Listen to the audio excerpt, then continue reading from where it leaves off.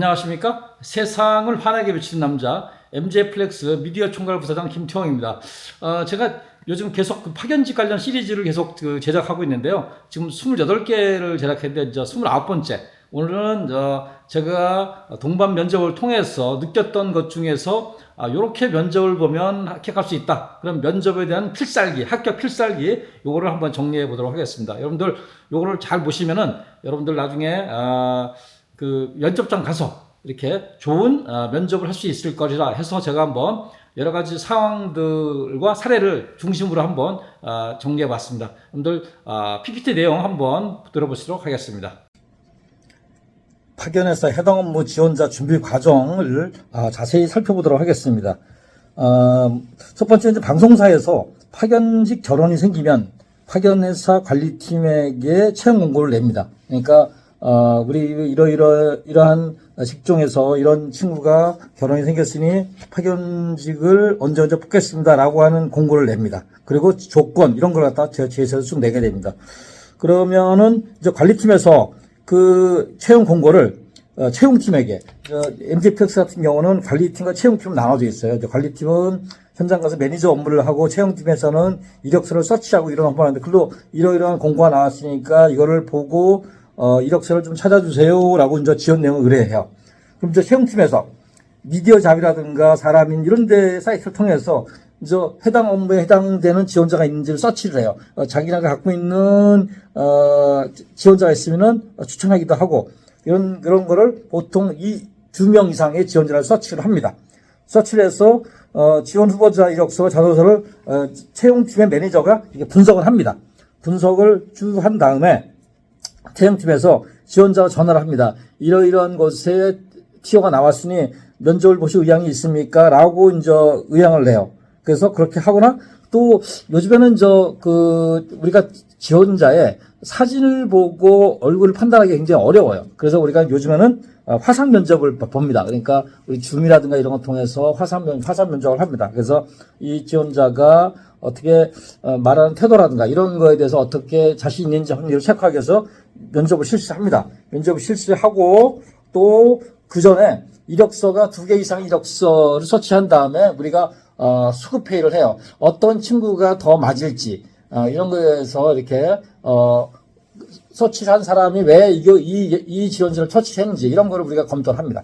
검토를 해서 분석을 한 다음에 이제 명색 면접 한 다음에 A라는 면접자가 이 업무에 잘 맞겠습니다라고 하면은 그 A라는 매니저를 관리팀에 넘겨줘요. 관리팀에 넘겨주면은 이제 관리팀에서 담당 매니저가 있어요. 그러니까 MBC 담당, KBS 담당, SBS 담당, YTN, TV조선 이런 담당자들인데 그 담당자와 그 지원자의 이력서를 보고 연락을 합니다. 내일 모레 3시에 MBC에서 예를 들어서 약속 면접을 하는데 우리는 2시 반에 미리 만나서 여러 가지 이야기를 하자라고 하는 약속을 잡아요. 이런 거가 이제 기본적인 준비 과정이 되겠고요. 그 다음에 이제 지원자 면접 당일 체크 포인트. 이제 면접 당일날 30분 전에 만난다고 그랬잖아요. 그래서 이제 그 내용을 한번 또 보도록 하겠습니다. 굉장히 중요하죠. 떨리는 순간이죠. 지원자가 왔을 때. 그래서 30분 전에 방송사 대기장소에서 담당 매니저 미팅을 해요. 그래서 담당 매니저가 이제 처음으로 만나는 거죠. 화상으로 봤지만은 결국은 처음으로 보게 되는 걸 이때 보게 됩니다. 그래서 파견회사에서 이제 우리가 이력서나 자소서를 출력해 갖고 와요. 그래서 이런 게 출력해 가고 매니저와 면접 시 주요 질문사항, 이 업무는 이러이러한 거를 물어볼 거다. 또 이러이러한 업무에 대해서 어느 정도 숙지를 했는지. 물론 미리 또 톡으로 이렇게 내용을 주기도 하지만은 기본적으로 이렇게 질문사항을 또 한번 체크를 합니다. 이제 거기에는 보통 MBC 같은 경우는 한 8개의 보통 회사가 있어요. 그 파견회사가. 그래서 파견회사 8명의 지원자와 8명의 매니저들이 그 대기장소에 가득 있어요. 이렇게 보면은. 그래서 그런 체크한 내용들이 이렇게 보이기도 합니다. 그래서 질문사항을 주로 체크를 한 다음에 MJ플렉스 같은 경우는 MBC 같은 경우는 제가 MJ에서 또 제가 또 모의 면접 제가 동반을 해서 진행을 하기도 합니다. 그래서 매니저가 설명하다 한 다음에 제가 별도로 그 지원자에게 모의 면접을 합니다. 그래서 준비한 모의 면접을 해서 지원자나 좀 더 자신감 있고 적극 떨지 않게 하기 위해서 합니다. 그래서 이제 면접장에 올라가면은 보통 면접관은 보통 2, 3인명으로 구성되어 있어요. 기본적으로 면접관은. 그래서 해당 업무 팀장, 제일 중요하죠. 그 다음에 거의 그 해당 업무의 차장, 그리고 선임사원, 이렇게 보통 3명으로 들어옵니다. 그래서 경우에 따라서는 한 사람이 진행하기도 해요. 근데 그거는 업무 파트마다 조금씩 틀리기 때문에 가름할 수는 없어요. 그래서 이렇게 진행을 해서 면접관을 진행을 한다. 이렇게 보시면 되겠습니다. 자, 이제 면접 시 기본적인 질문 내용을 한번 보도록 하겠습니다. 어떤 질문을 하는지 한번 보도록 하겠습니다. 제일 먼저 하게 되면은 우리가 이제 이력서를 보고 자기소개를 해보세요라고 얘기를 합니다. 자기소개를 한 다음에 그 다음에 이 업무를 왜 지원했는지를 물어봐요. 중요하잖아요. 도대체 취직을 하려면 이 업무를 왜 지원하게 되는지 업무 지원 동기. 그러면서 3명이 면접관인 경우 질문한 사람 말고 나머지 2사람들은 이 지원자가 얘기하는 걸 보고 자소서라든가 이력서를 막 분석을 해요. 분석을 하고 해당 업무에 대한 이해도. 그래서 이 업무가 어떻게 이해를 하고 있는지 이것도 굉장히 중요하죠. 이런 거를 또 이렇게 질문을 하게 됩니다. 그래서 학교에서 대부분 다 전문대 이상의 학교 학생들이 오는데 학교에서 학과 수업 외에 무엇을 했는지 또 중요하잖아요. 그러니까 전공이 중요한 게 아니라 학교에서 무엇을 했는지, 뭐 동아리 활동이라든가 뭐 공모전이라든가 이런 거에 대해서 이런 걸 물어봅니다. 그래서 그 다음에 또 경력이 있는 경우가 있어요. 이렇게 경력이 짧게 있는 경우인데 이런 친구들은 그 경력에서 어떤 일을 했는지, 그래서 그 일이 이 업무와 어떻게 연결이 되는지 이런 걸 이렇게 질문을 하게 됩니다. 그리고 그 예능 프로그램의 FD 같은 경우는 그 예능 프로그램, 예를 들어서 전참시다. 그래서 전참시를 본 적이 있는지, 그래서 전참시를 뭐를 봤고, 최근에 전참시의 특징이 뭔지 이걸 물어봐요. 그러니까 이런 거 할 때, 안 봤으면 안 봤다고 그래야지, 봤다고 거짓말 하게 되면은 2번, 3번 꼬리는 부는 질문을 하게 되면 들통이 나요. 그러니까, 안 봤으면 안 봤다. 봤으면 봤다. 본 거에 대해서 정확하게, 다는 안 보고 유튜브로 20분짜리 봤다. 이렇게 얘기를 하고, 그 중에서 어떤 코너가 재밌었다.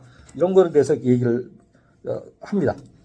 그 다음에, 여기를 면접 봤다는 얘기는 다른 데 면접 봐도 떨어졌다는 얘기 아니야. 그래서 혹시 다른 데 면접 본 적이 있는지, 그러면 있으면 있다. 그런데 왜 떨어졌냐? 그럼 이제 물어봐요. 그래서, 그때는 자신감이 없어 떨어졌습니다.